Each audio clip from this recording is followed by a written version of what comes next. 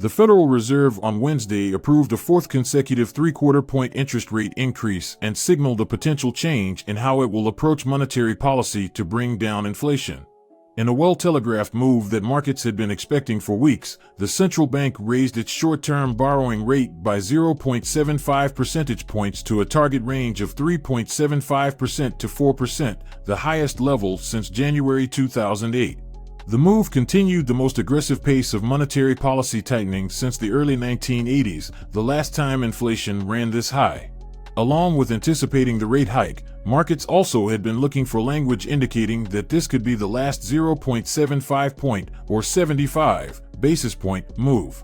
The new statement hinted at that policy change, saying when determining future hikes, the Fed will take into account the cumulative tightening of monetary policy, the lags with which monetary policy affects economic activity and inflation, and economic and financial developments. Economists are hoping this is the much-talked-about step-down in policy that could see a rate increase of 0.5 point at the December meeting and then a few smaller hikes in 2023. This week's statement also expanded on the previous language, simply declaring that ongoing increases in the target range will be appropriate. The new language read, "The committee anticipates that ongoing increases in the target range will be appropriate to attain a stance of monetary policy that is sufficiently restrictive to return inflation to 2% over time." Stocks initially rose following the announcement, but turned negative during Chairman Jerome Powell's news conference as the market tried to gauge whether the Fed thinks it can implement a less restrictive policy that would include a slower pace of rate hikes to achieve its inflation goals. On balance, Powell dismissed the idea that the Fed may be pausing soon, though he said he expects a discussion at the next meeting or two about slowing the pace of tightening. He also reiterated that it may take resolve and patience to get inflation down. The rate increase comes as recent inflation readings show prices remain near 40-year highs. A historically tight jobs market in which there are nearly 2 openings for every unemployed worker is pushing up wages, a trend the Fed is seeking to head off as it tightens the money supply. Concerns are rising that the Fed, in its efforts to bring down the cost of living, also will pull the economy into recession.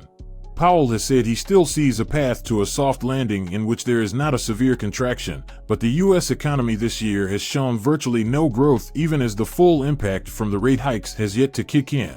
At the same time, the Fed's preferred inflation measures showed the cost of living rose 6.2% in September from a year ago, 5.1% even excluding food and energy costs. GDP declined in both the first and second quarters, meeting a common definition of recession, though it rebounded to 2.6% in the third quarter largely because of an unusual rise in exports. At the same time, housing demand has plunged as 30-year mortgage rates have soared past 7% in recent days.